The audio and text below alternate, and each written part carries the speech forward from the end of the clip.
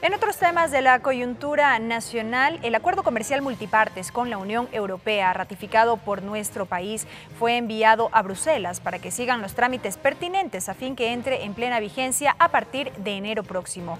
El anuncio lo realizó el ministro de Comercio Exterior, Juan Carlos Cassinelli, a través de su cuenta de Twitter. Sobre las expectativas por la implementación de este instrumento internacional, vamos a dialogar en nuestra siguiente entrevista. Rubén Flores, economista, ex viceministro de Gestión Interna del Ministerio de Relaciones Exteriores y Movilidad Humana, ex secretario técnico de Cooperación Internacional de la Cancillería. Rubén, bienvenido a TVL Noticias, qué gusto. Gracias, muy gentil, y pues vamos a dialogar sobre el acuerdo comercial. Así es, aprobado justamente o ratificado este lunes por el Pleno de la Asamblea Nacional. Lo último que se conoció, como lo revisábamos en la presentación de la entrevista, fue enviado ya el documento a Bruselas, será o deberá ser publicado en la Gaceta Oficial en este caso para que ya rija a partir del 1 de enero del próximo año. ¿Cuáles son las expectativas que se mantienen alrededor de este instrumento? A ver, yo creo que lo importante es entender el proceso, digamos, que ha venido teniendo el tratamiento de los acuerdos de libre comercio, los acuerdos multiparte, en términos de lo que implica en la política pública y la política macroeconómica. Finalmente tenemos ya el envío del acuerdo ratificado por la Asamblea y creo que el mayor desafío va a ser justamente la implementación de ese acuerdo. Un acuerdo como este es un acuerdo complejo, es integral, a pesar de que, digamos, en los medios de comunicación se habla básicamente de los temas de acceso al mercado, los temas comerciales, pero en realidad eso no representa ni el 10% del acuerdo. El 90% del acuerdo es toda una estructura normativa que incide realmente en la capacidad y en el margen que tú tienes para hacer política pública.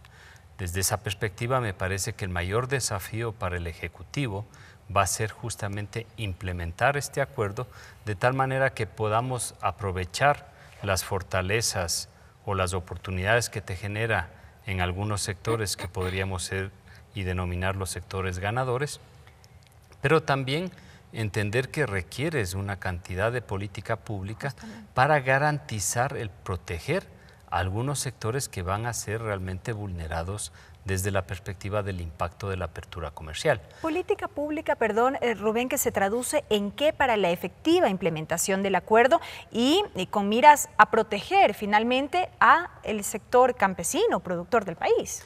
Digamos, la política pública siempre está manifestada a través de instrumentos como las leyes, digamos, las resoluciones de muchas instituciones, de los decretos ejecutivos. En consecuencia, como esto es un tema integral, digamos, tienes inclusive que ir analizando las implicaciones que tienen en normativas como la propiedad intelectual, las compras públicas, el tema de las inversiones, el tema de los servicios transfronterizos, que son realmente normativas que van a tener que ser adecuadas a este nuevo acuerdo. Recordemos que este instrumento es un acuerdo internacional que está por encima del marco normativo nacional. Inclusive recordemos que para poder aprobarlo, digamos, el Tribunal o la Corte Constitucional tuvo que emitir también su criterio en términos de que no está afectándose los elementos fundamentales de nuestra Constitución. Sin embargo, son 5.200 páginas.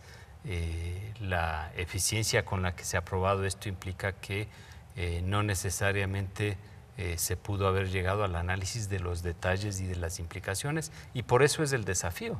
Hay que realmente trabajar porque la política pública, por ejemplo, estabas hace un momento con el líder campesino hablando de las semillas, ¿no es cierto? Así es. El tema de las semillas es un tema que en el caso del acuerdo está en el marco normativo.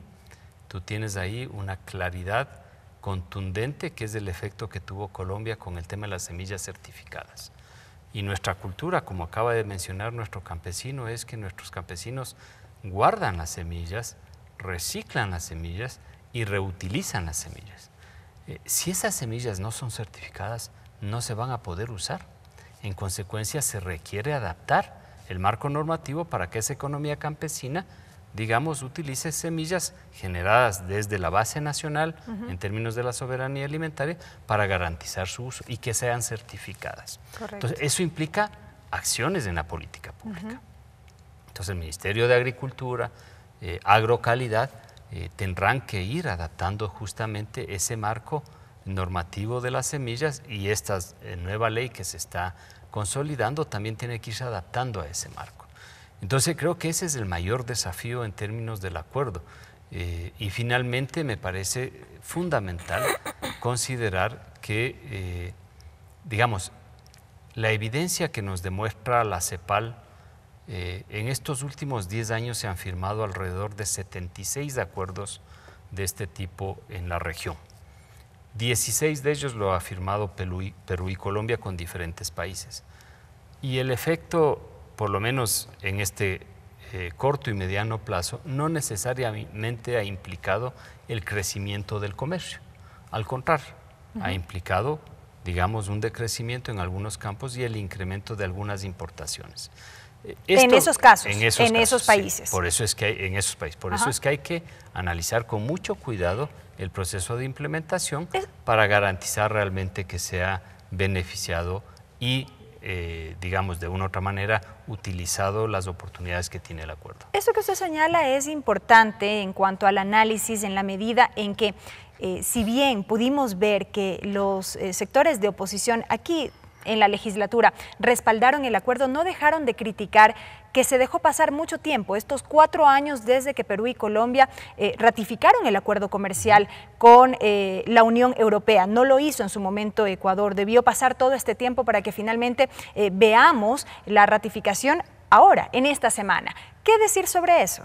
A ver, yo creo que ahí es importante entender que, a diferencia de Perú y Colombia, nuestra economía es una economía dolarizada. Eso ya te limita el margen de política pública en el campo monetario, en el campo cambiario. Un acuerdo comercial como estos también tiene que ser bien analizado para garantizar que no te limite la política pública comercial.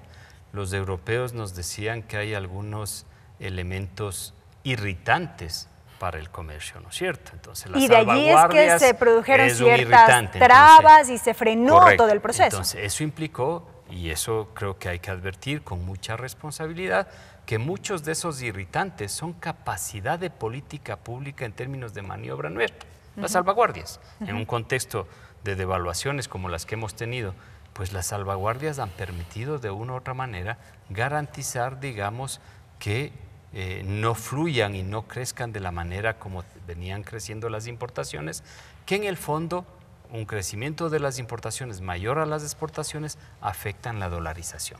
En consecuencia, todo eso es lo que hay que analizar también con mucho detalle para entender que que tu capacidad de maniobra en términos de política pública no quede acotada con el acuerdo. Se dijo que Ecuador perdió en estos 4 años y del lado del gobierno se dijo que por el contrario ganamos en la medida en que se pudieron mejorar los términos del mismo. Yo creo que ahí justamente hay un proceso que termina entendiendo que hay contradicciones clarísimas, ¿no? Insisto, el marco de este acuerdo es más allá del comercio y por eso era importante tener estos niveles de cuidado en toda la parte normativa. Desde esta perspectiva, entonces, digamos, podemos garantizar que una implementación adecuada, con responsabilidad, puede capturar las oportunidades, pero no necesariamente, si no implementamos, si no hacemos un esfuerzo, no necesariamente te va a garantizar, digamos, ganancias, ¿no? Te puede significar, digamos, costos mayores en términos de la economía, y eso es un poco lo que, de una u otra manera, cuando dices cuánto ganamos, cuánto perdemos, uno pone y dice los aranceles, Colombia y Perú bajaron los aranceles en términos del acceso a sus productos en Europa, entonces ganaron más o menos 200 millones de euros. Pero nos hemos preguntado cuánto han perdido en términos de soberanía alimentaria y cuánto han perdido en términos de propiedad intelectual y cuánto han perdido en términos de capacidad de maniobra de política pública. Porque los términos pues de aplicación en esos cada casos respectivos es diferente.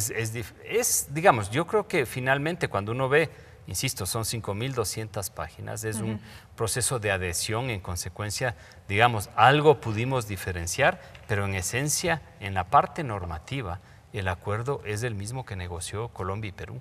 En consecuencia, desde esa perspectiva, vamos a tener, digamos, que ser muy cuidadosos en la implementación para garantizar que todo este esfuerzo, además legislativo, que ha tenido el país en estos 10 años, con leyes orgánicas, pues no se ha trastocado desde la perspectiva de la implementación. Correcto, Rubén. A propósito del análisis de este acuerdo comercial, hemos podido escuchar voces que dan cuenta de la preocupación que existe por el impacto que tendría, al menos en el mediano plazo, y no necesariamente en beneficio de nuestro sector productivo. ¿Qué decir sobre aquello? Justamente en el debate el día lunes, un asambleísta manifestaba que los productos, al menos de la sierra, no es que estarían con la ventaja necesaria, más bien entrarían en desventaja. ¿Por qué?